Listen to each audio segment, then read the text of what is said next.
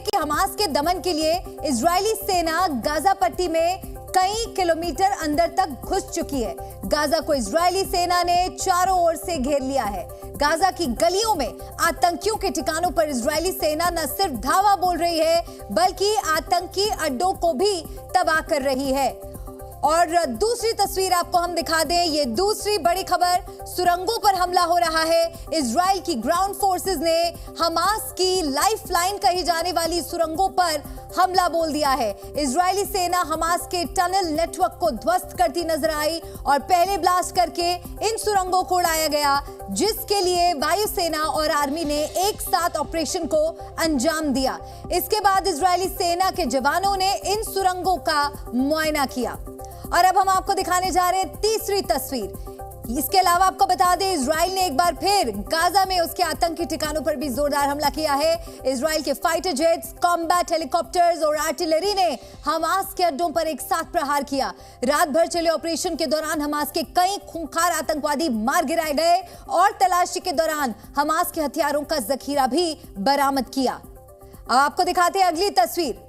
आपको बता दें, हमास इतना कुछ होने के बाद भी इजराइल को ललकार रहा है और बैग में भरकर भेजने की धमकी दे रहा है। आपको ये खास रिपोर्ट हम दिखाते हैं।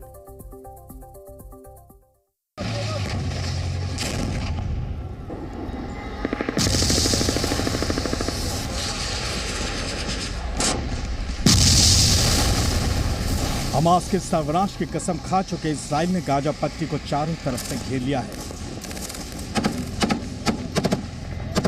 इजराइल की थल सेना टैंक और बख्तरबंद गाड़ियों के साथ गाजा में कई किलोमीटर अंदर तक जगह जगह डेरा डाल चुकी है। गाजा में टैंक और बुलडोजर के जरिए हमास के अड्डों को तबाह किया जा रहा है, तो वहीं इजराइल की वायुसेना आसमान से हमास के ठिकानों पर बम बरसा रहे हैं। बीती रात इजराइल के फाइटर जेट्स, कॉम्बैट हेलीकॉप्टर्स और आर्टिलरी ने हमास के अड्डों पर एक साथ प्रहार किया। रात के अंधेरे में बम और मिसाइलों की बरसात कर दी, जिसके बाद गाजा में कोहराम मच गया।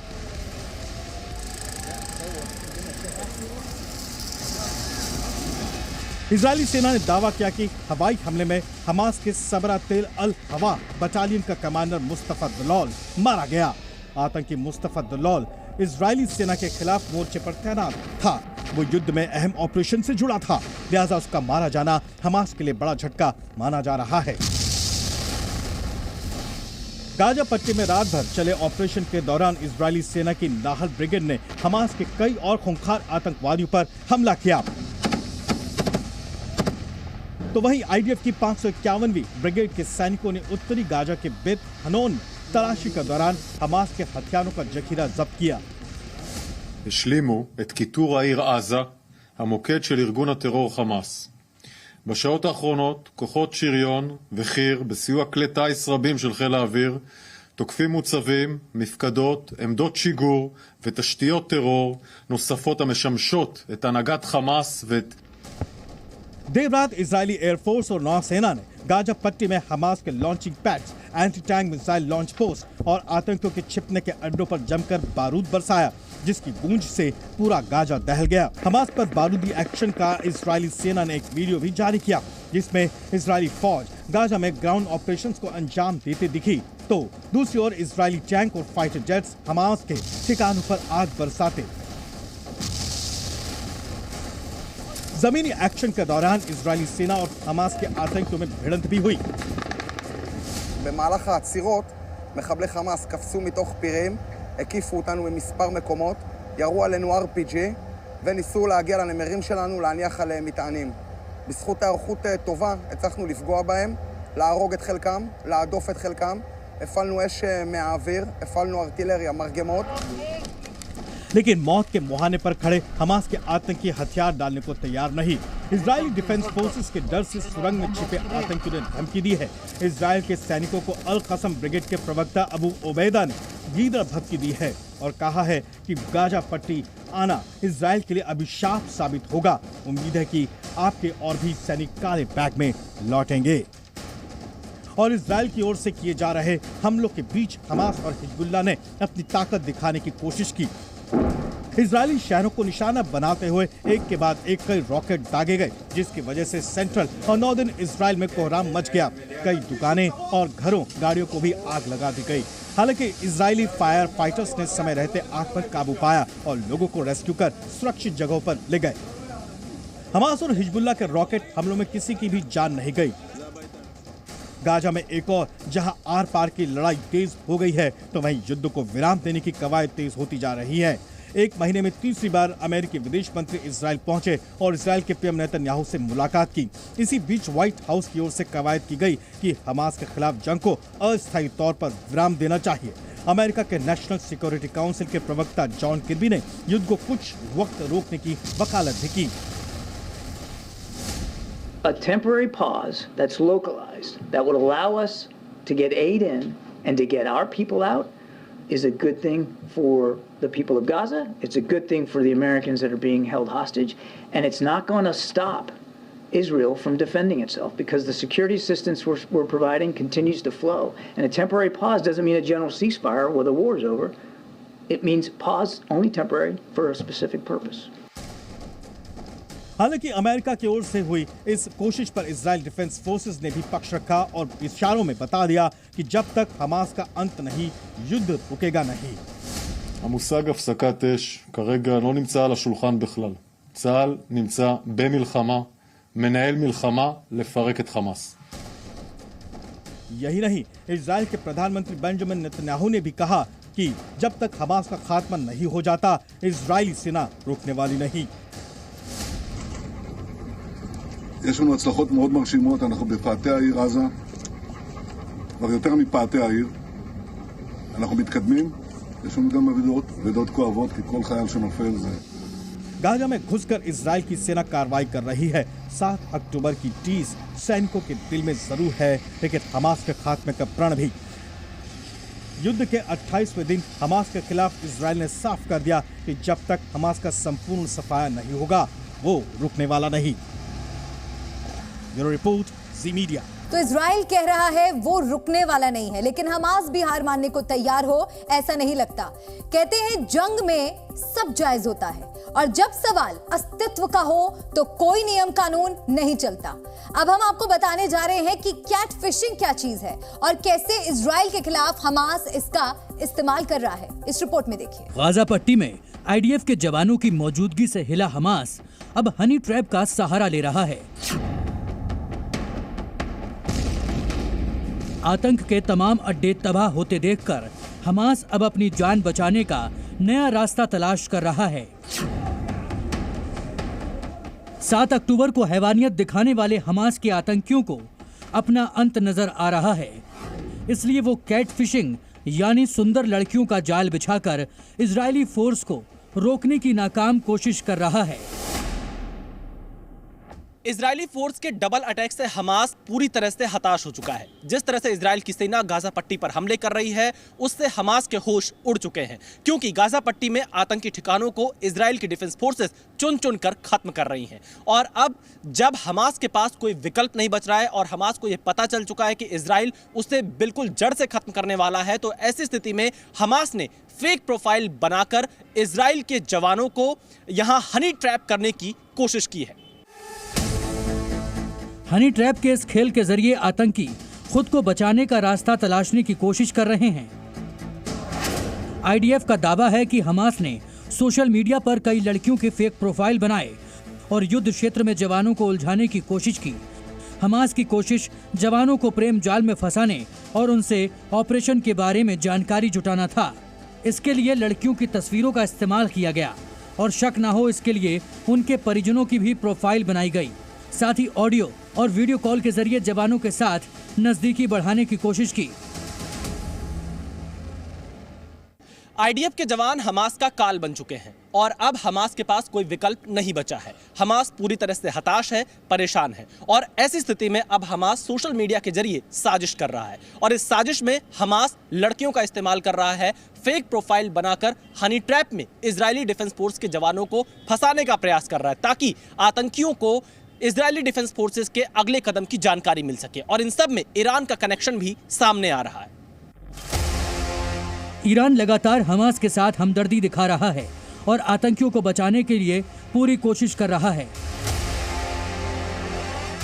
ईरान के लीडर कभी इजराइल को धमकी देते हैं तो कभी अमेरिका का नाम लेकर युद्ध खत्म करने की चुनौती देते हैं।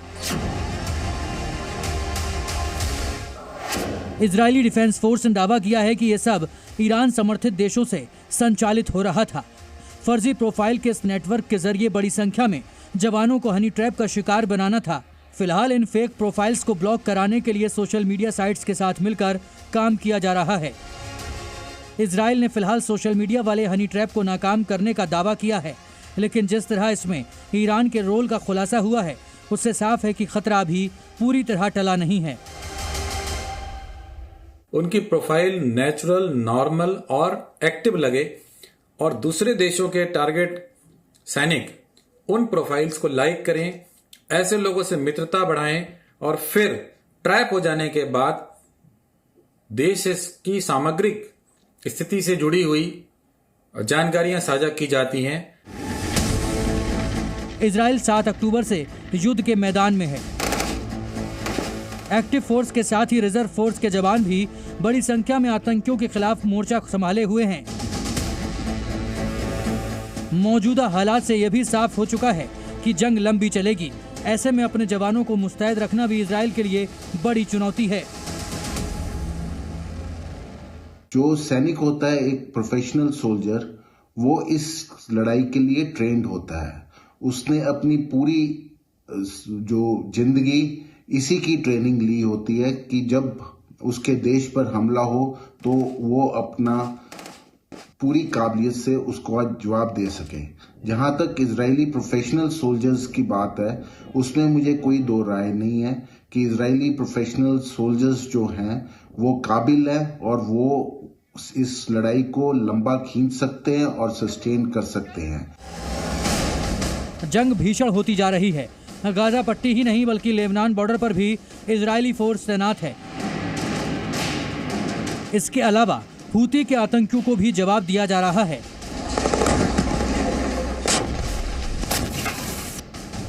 यानी 3 मोर्चों पर इजराइल लड़ रहा है। सरकार और सेना बार बार आतंकियों को मिटाने की कसम खा रही है। इजरायली फोर्स हमेशा से बदला लेने के लिए जानी जाती है, लेकिन नए दौर में आतंकी भी टेक्नोलॉजी और सोशल मीडिया का सहारा ले रहे हैं। उसका एक सबूत हनी ट्रैप वाला जाल भी है।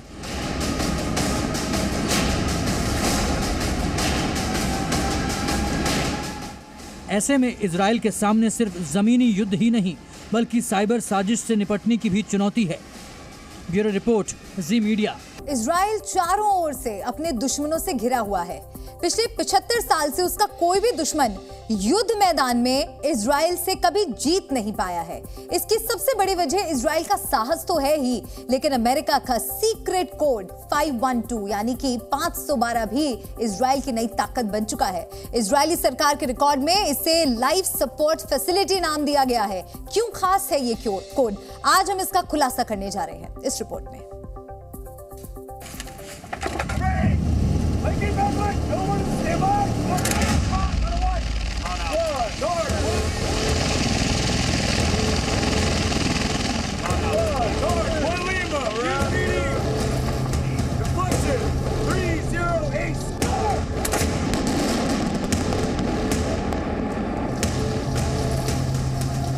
साइट 512 निगेव रेगिस्तान, secret military base, Hamas, Hezbollah, Houthi, खुफिया जगह पर यमदूत।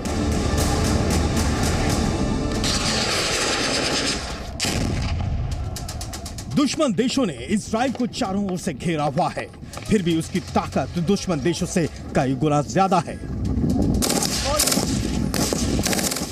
आतंकियों को यमलोक पहुंचाने के लिए भी वो प्रण ले चुका है। इजराइल को शक्ति किस जमीन से मिलती है, आज हम आपको उसके बारे में बता रहे हैं। यह खुफिया साइट है अमेरिकी सैन्य की। यह खुफिया साइट है इजराइल की शक्ति को कई गुना बढ़ाने की, क्योंकि इस जगह अमेरिका अपनी सैन्य ताकत को इजराइल की मदद के लिए हमेशा तैयार रखता है। यहाँ अमेरिका का इजराइल के भीतर एक सीक्रेट मिलिट्री बेस बना हुआ है। ये दक्षिणी इजराइल का नेगेव रेगिस्तान का वो इलाका है। इसमें मोटे तौर पर बियर शेवा और इलियट के बीच का क्षेत्र शामिल है। इजराइल के इस रेगिस्तान में अमेरिकी सैनिकों के लिए एक सीक्रेट ठिकाना बना हुआ है। खास बात यह है कि यहाँ के 60% हिस्से पर इजराइल का कब्जा है। ये अमेरिकी सैन्य ठिकाना गाजा से मात्र कुछ ही किलोमीटर की दूरी पर स्थित है। इस साइट का कोड नेम साइट 512 रखा गया है।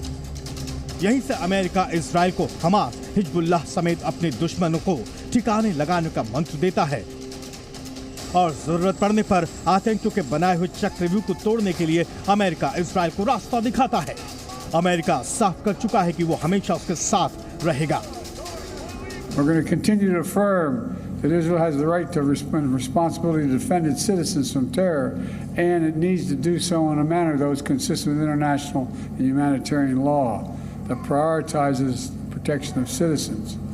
We've all seen the devastating images from Gaza.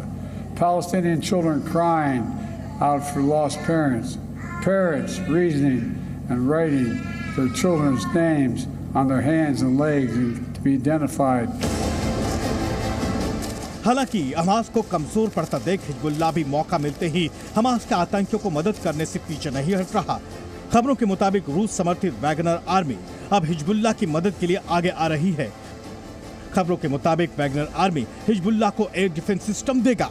Wagner group Hezbollah को SA-22 मिसाइल डिफेंस सिस्टम की डिलीवरी कर सकता है। ये missile defence system anti aircraft मिसाइलों और बंदूकों की मदद से हवाई हमलों से निपटने में बेहद कारगर है। दरअसल ये खुलासा अमेरिका की खुफिया रिपोर्ट से हुआ है। अमेरिकी मीडिया के अनुसार अमेरिकी अधिकारी फिलहाल वैगनर ग्रुप और हिजबुल्लाह के बीच जारी बातचीत पर निगाह रखे हुए हैं। इस बीच हमास ने अरब देशों से अपील की है कि वो किसी भी हाल में अमेरिका का साथ न दें। المحاولات الأمريكية المستمرة التي تأتي في هذه المنطقة هي محاولات من أجل إعطاء مزيد من الغطاء لهذا الهجوم الوحشي على قطاع غزة، ومن أجل تأمين المساعدات لدولة الاحتلال، ومن أجل فرض حلول سياسية. أنا أريد هنا أن أذكر دائما أمريكا تقول بأن هناك شركاء، نحن نقول لكل الدول العربية والعاصمة العربية. जाहिर है अमेरिका की खुफिया साइट की ताकत के बाद इजराइल की सेना हिजबुल्लाह और हमास के ठिकानों को एक साथ तबाह करने में कामयाब होता जा रहा है। ब्यूरो रिपोर्ट, जी मीडिया। देशहित में ब्रेक के बाद एक बार फिर से आपका स्वागत है। आपके साथ मैं हूं मलिका मल्होत्रा। गाजा में गिरने के बाद भी हमास इजराइल को ललकार रहा है। 28 दिन से जारी युद्ध में हमास अंत की ओर है, लेकिन हथियार डालने को तैयार नहीं। आखिर क्यों? खबरें हैं कि नॉर्थ कोरिया के तानाशाह किम जोंग हमास को हथियारों का खजाना लुटाने की कोशिश में है। साउथ कोरिया ने तो यहां तक कहा है कि किम जोंग मिडिल ईस्ट में हथियारों का बाजार लगाने की तैयारी कर रहे हैं। देखिए ये रिपोर्ट।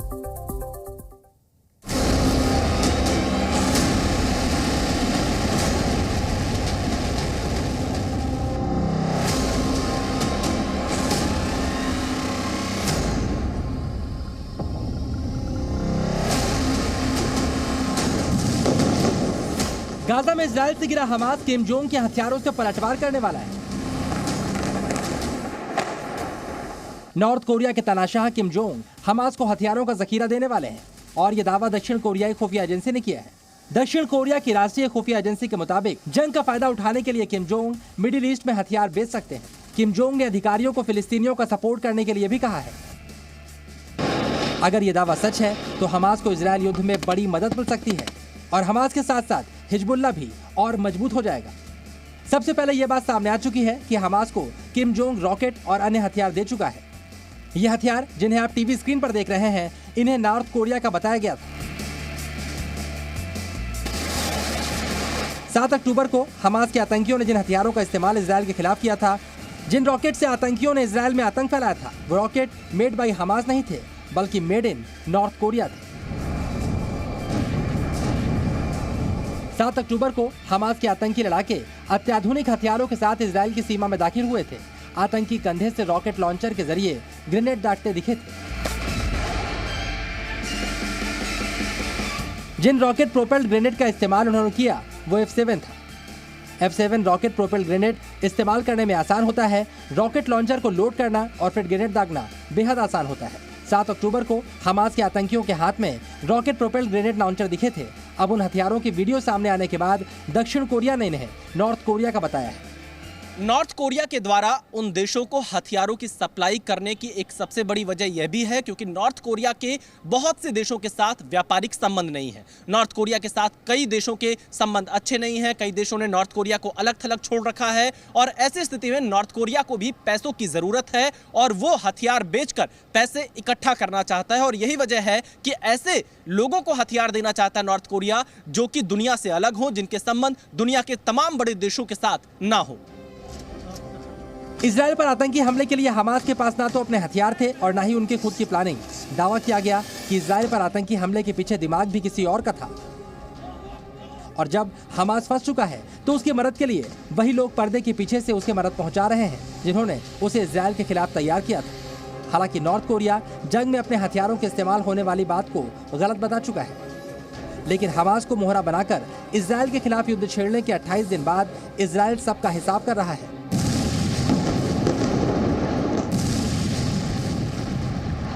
गाजा में इजराइल ने ढूंढो और मारो की रणनीति अपनाई हुई है, लेकिन खबरें हैं कि नॉर्थ कोरिया हमास के साथ साथ हिजबुल्लाह को भी हथियार बेच सकता है और अगर ऐसा हुआ तो इजराइल की मुश्किलें बढ़ सकती हैं। इजराइल के प्रधानमंत्री बेंजामिन नेतन्याहू की चुनौतियां और अधिक बढ़ जाएंगी क्योंकि इजराइल को पहले ही हमास के साथ हुती और हिजबुल्लाह से अलग अलग मोर्चों पर जंग लड़नी पड़ रही है।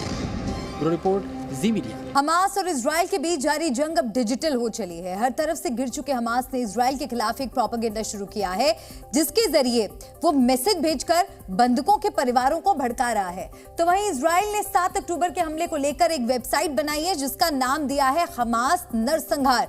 इस पर हमास की हैवानियत से जुड़े वीडियो शेयर किए जा रहे हैं। अगर आप अपने बेटे या बेटी के बारे में जानना चाहते हैं तो इस लिंक पर क्लिक करें।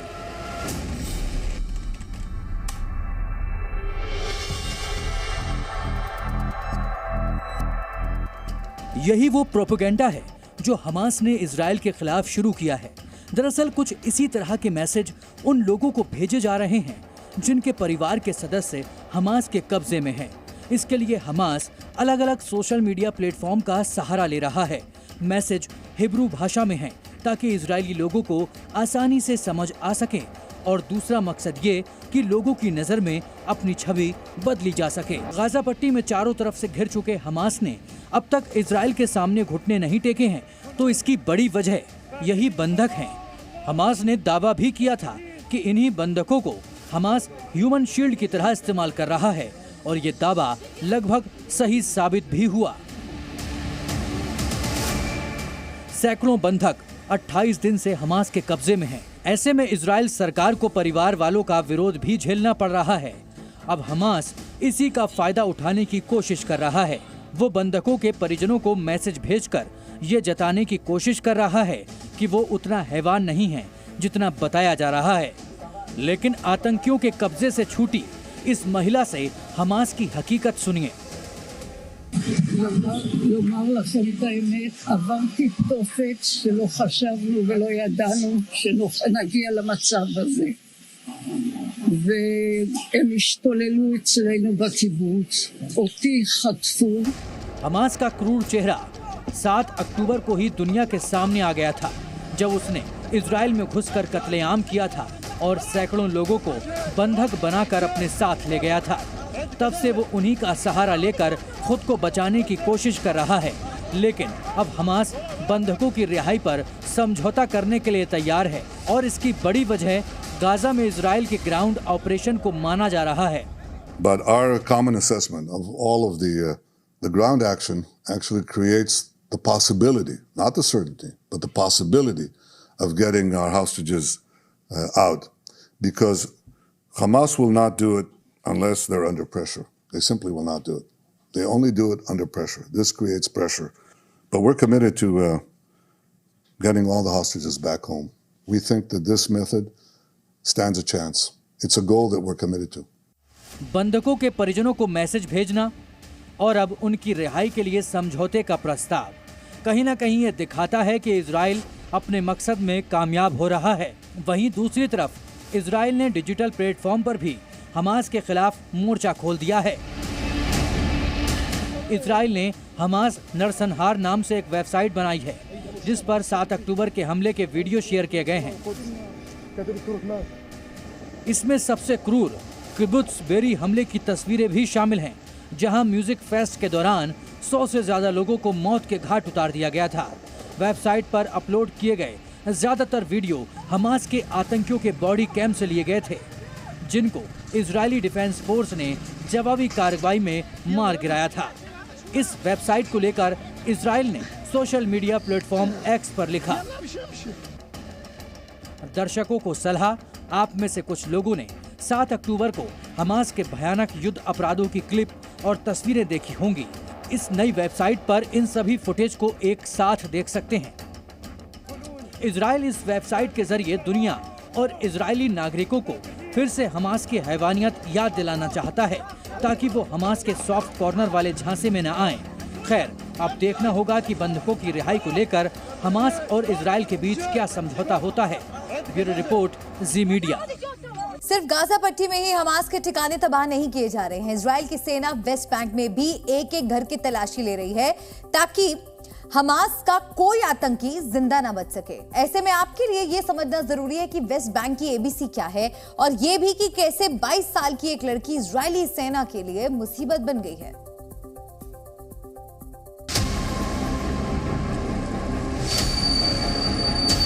वेस्ट बैंक बना नरक की पट्टी, गाजा जंग के साइड इफेक्ट।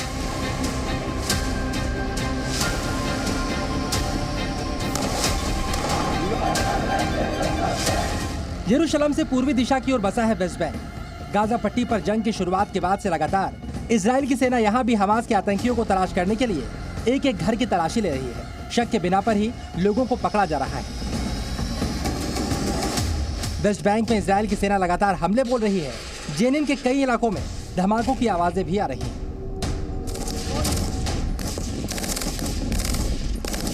वेस्ट बैंक में भी हालात बिगड़ते जा रहे हैं। यहाँ कई जगहों पर आग लगी हुई है। यहाँ भी आतंकियों के ठिकानों को तलाश किया जा रहा है। इजरायली सेना ने वेस्ट बैंक पर निशाना साधने का ताजा वीडियो भी जारी किया। यहाँ लगातार संदिग्ध लोगों की धरपकड़ जारी है। इजरायली सेना के मुताबिक जिस किसी का भी संबंध हमास से है उसे बख्शा नहीं जाएगा। वेस्ट बैंक के लोगों में दहशत है। यही वजह है कि अब इजराइल की सरकार ने वेस्ट बैंक से इजराइल आकर काम करने वालों को भी वापस वेस्ट बैंक भेजना शुरू कर दिया है। كان معنا تصريح العمل وخشينا جوا العمل يوم الخميس بعد عيد الفيسح واشتغلنا اسبوع.